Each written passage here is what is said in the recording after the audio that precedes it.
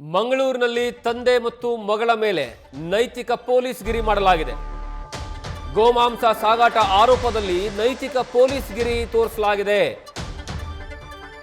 ಮಂಗಳೂರಿನ ಮಳಲಿ ನಾರ್ಲಪದವು ರಸ್ತೆಯಲ್ಲಿ ನಡೆದಿರುವಂತಹ ಘಟನೆ ಇದು.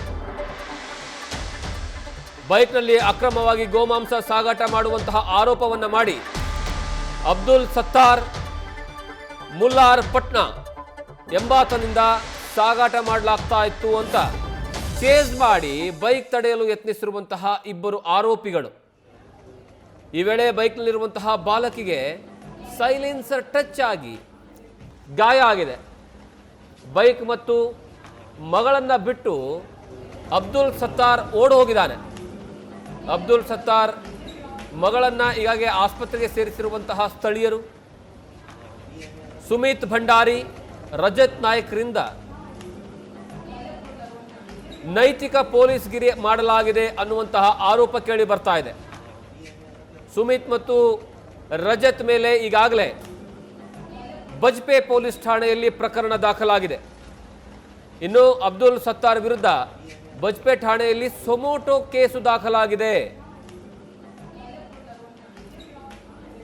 ಅಕ್ರಮವಾಗಿ ಗೋಮಾಂಸವನ್ನ ಸಾಗಾಟ ಮಾಡಲಾಗ್ತಿದೆ ಅನ್ನುವಂತಹ ಕಾರಣಕ್ಕಾಗಿ ತಂದೆ ಮಗಳು ಇಬ್ಬರು ಬೈಕಲ್ಲಿ ಹೋಗ್ತಾ ಇರ್ತಾರೆ. ಆ ಸಂದರ್ಭದಲ್ಲಿ ಅಕ್ರಮವಾಗಿ ಗೋಮಾಂಸವನ್ನು ತೆಗೆದುಕೊಂಡು ಹೋಗಲಾಗ್ತಿದೆ ಅನ್ನುವಂತಹ ಆರೋಪದ ಮೇರೆ ನೈತಿಕ ಪೊಲೀಸ್ ಗಿರಿಯನ್ನ ಸುಮಿತ್ ಮತ್ತು ರಜತ್ ಮಾಡ್ತಾರೆ. ಅವರ ಮೇಲೆ ದಾಳಿ ಮಾಡೋದಕ್ಕೆ ಪ್ರಯತ್ನವನ್ನ ಪಡ್ತಾರೆ. ಆ ಸಂದರ್ಭದಲ್ಲಿ ಅಬ್ದುಲ್ ಸತ್ತಾರ್ ಬೈಕನ್ನ ಬಿಟ್ಟು ಮಗಳನ್ನ ಬಿಟ್ಟು ಓಡೋಗ್ತಾರೆ. ಅದಾದ್ಮೇಲೆ ಆ ಮಗಳನ್ನ ಸ್ಥಳೀಯರು ಆಸ್ಪತ್ರೆಗೆ ಸೇರಿಸಿ ಚಿಕಿತ್ಸೆಯನ್ನು ಕೊಡಿಸ್ತಾ ಇದ್ದಾರೆ. ಈ ಬಗ್ಗೆ ಹೆಚ್ಚಿನ ಮಾಹಿತಿಯನ್ನು ನಮ್ಮ ಪ್ರತಿನಿಧಿ ಕಿರಣ್ ಕೊಡ್ತಾರೆ. ಕಿರಣ್, ಪ್ರಕರಣ ಏನು? ಯಾಕೆ ಅವರು ಬೈಕಲ್ಲಿ ಹೋಗಬೇಕಾದ್ರೆ ಏನಾದರೂ ಮಾಂಸವನ್ನು ತೆಗೆದುಕೊಂಡು ಹೋಗ್ತಾ ಇದ್ರಾ?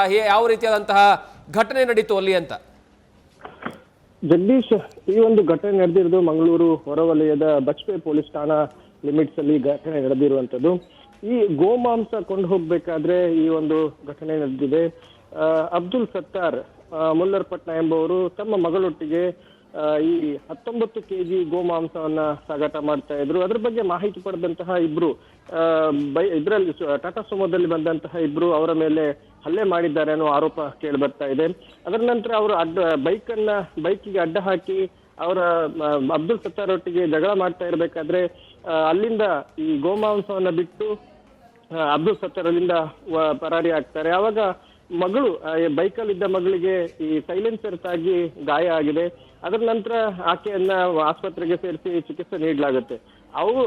ಮಗಳು ಕೊಟ್ಟಂತಹ 11 ವರ್ಷದ ಮಗಳು ಕೊಟ್ಟಂತಹ ಹೇಳಿಕೆ ಆಧಾರದಲ್ಲಿ ಇವರಿಬ್ರು ಯಾರು ಸುಮಿತ್ ಭಂಡಾರಿ ಹಾಗೆ ರಜತ್ ನಾಯ್ಕ್ ಇವರು ಹಲ್ಲೆ ಮಾಡಿದ್ದಾರೆ ಅನ್ನೋ ಒಂದು ಆರೋಪ ಹಿನ್ನೆಲೆಯಲ್ಲಿ ಅವರ ಮೇಲೆ ಈಗ ಕೇಸ್ ಬುಕ್ ಆಗಿರುವಂತದ್ದು. ಹಾಗೇನೆ ಗೋಮಾಂಸ ಸಾಗಾಟ ಮಾಡಿದ ಹಿನ್ನೆಲೆಯಲ್ಲಿ ಅದರ ಮೇಲೂ ಪ್ರಕರಣ ದಾಖಲು ಮಾಡಿದ್ದಾರೆ. ಸುಮೋಟೋ ಕೇಸ್ ಪ್ರಕರಣ ದಾಖಲು ಮಾಡಿರುವಂತ ಮತ್ತೆ ತನಿಖೆ ಮುಂದುವರೆದಿದೆ. ಥ್ಯಾಂಕ್ ಯು ಕಿರಣ್, ನಿಮ್ಮೆಲ್ಲ ಮಾಹಿತಿಗಾಗಿ.